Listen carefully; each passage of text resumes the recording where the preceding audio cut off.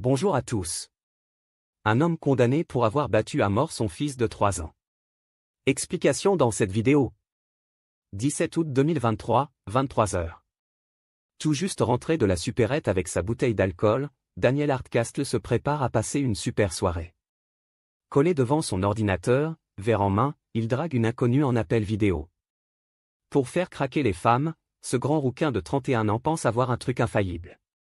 « Regarde », dit-il à sa future conquête, « le gamin, là, c'est Damien, mon fils. » Puis Daniel oriente l'écran vers le bambin qui semble endormi, à plat ventre dans un petit lit, les bras en croix.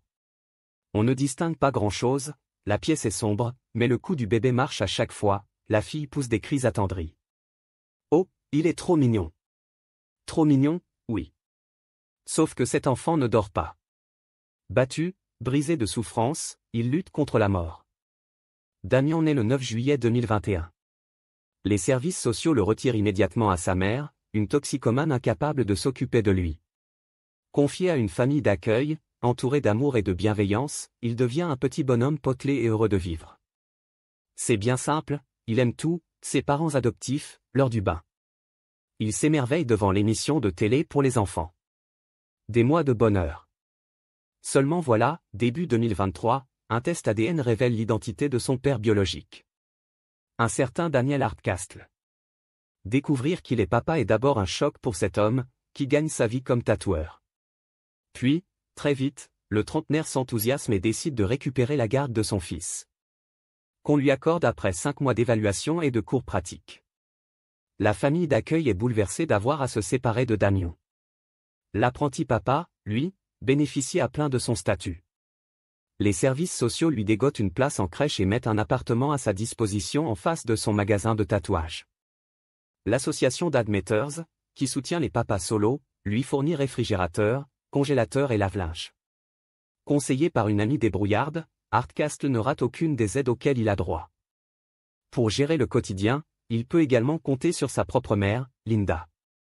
Émerveillée par ce petit-fils tombé du ciel, cette dernière s'occupe de lui quasiment tous les jours. Et le garde souvent à dormir pour permettre à son père de sortir. Ça tombe bien, le rouquin adore ça, sortir. Bref, tout s'organise au mieux. Mais se dérègle aussi vite. Premier point de bascule, Daniel se brouille avec sa précieuse amie conseillère, à cause d'une stupide histoire de tondeuse à gazon.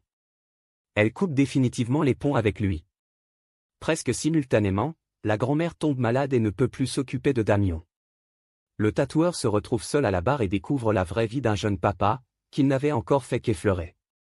Les nuits courtes, les repas, les couches, les cris, les pleurs. Il s'aperçoit bientôt que ce bébé lui réclame tout son temps, et qu'il n'a plus un moment pour lui. Fini, la fiesta et les soirées entre potes. Coincé chez lui avec le gosse, il boit pour se calmer les nerfs. Passant son temps derrière son ordinateur, à baratiner des inconnus sur des sites de rencontres. Le 17 août au soir, on l'a vu, il discute avec une fille et lui montre son fils immobile, comme endormi dans son petit lit. Pourquoi Damien est-il si sage? On va vite le comprendre. Il est 11h09, le surlendemain, quand Daniel Hardcastle appelle les urgences, affolé.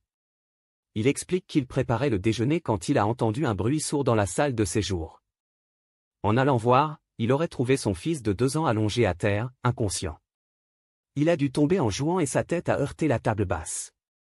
À leur arrivée, les secouristes trouvent la porte de l'appartement ouverte et Hardcastle en train de pratiquer un massage cardiaque sur l'enfant. Il est clair, à voir l'état du petit, que son père a menti. Le gamin est couvert de marques de coups qui ne peuvent en aucun cas résulter d'une chute. Le petit Damien a été battu, tabassé avec une violence inouïe. La police est alertée.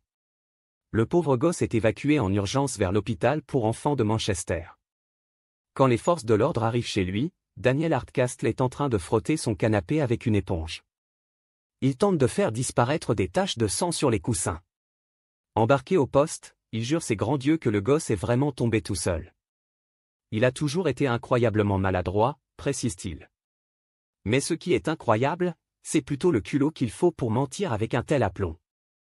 En inspectant méticuleusement le logement, les enquêteurs découvrent d'autres traces de sang sur le lavabo de la salle de bain, sur l'éponge jaune de la baignoire, sur les petites bouées gonflables avec lesquelles Damien prenait son bain.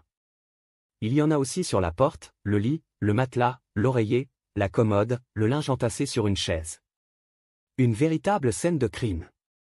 Le 21 août 2023, le petit garçon décède à l'hôpital, malgré les efforts désespérés des médecins pour le sauver.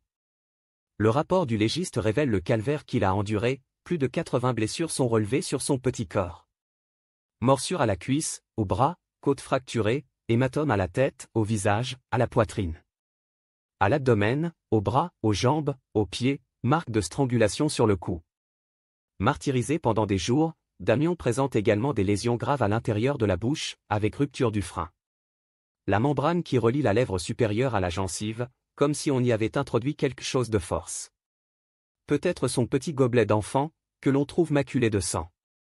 Certains traumatismes remontent à plus de 60 heures, le déferlement de violence sur ce bébé a donc duré au moins 3 jours. Les coups les plus récents lui ont provoqué plusieurs hémorragies et un décollement des 2 rétines, ainsi que des dommages irréversibles au crâne.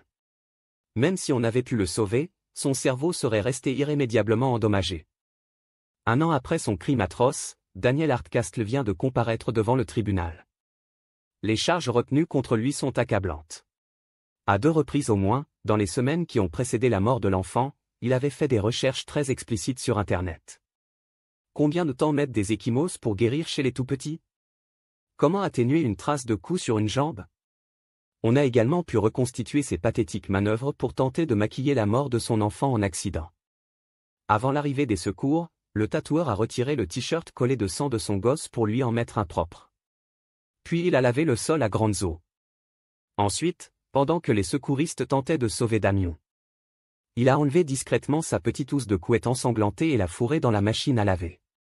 On sait qu'après avoir battu le petit à mort, pour soigner les apparences, l'homme a regardé sur YouTube un tutoriel pour faire un massage cardiaque. Pourtant, malgré ses preuves irréfutables, l'homme s'est enferré face à la cour dans ses mensonges odieux. Il n'a évidemment convaincu personne.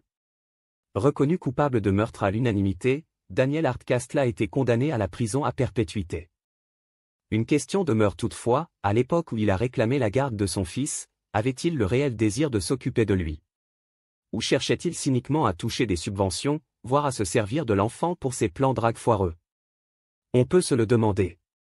Affaiblie par la maladie, la grand-mère de Damion n'était pas présente au procès, mais elle a pu témoigner par liaison vidéo. La pauvre femme, bouleversée, a raconté combien son petit-fils était heureux de jouer avec le petit vélo qu'elle lui avait offert. Comment il s'amusait dans son bain avec ses animaux en plastique. Damion était mon unique petit-fils, a-t-elle conclu. Il me rendait heureuse et fière. Mon cœur est brisé. Je pense à lui tous les jours. Jamais plus personne ne m'appellera mamie. La famille d'accueil qui avait un temps hébergé Damion avait pour ça parfait le déplacement au tribunal. Faire partie de la vie de Damion a été un véritable bonheur, a déclaré son papa éphémère. Il restera avec nous pour toujours. Pour un si petit bonhomme, il laisse un vide immense derrière lui. Merci d'avoir regardé, n'hésitez pas à partager la vidéo avec vos amis et à vous abonner à notre chaîne pour ne manquer aucune de nos futures vidéos.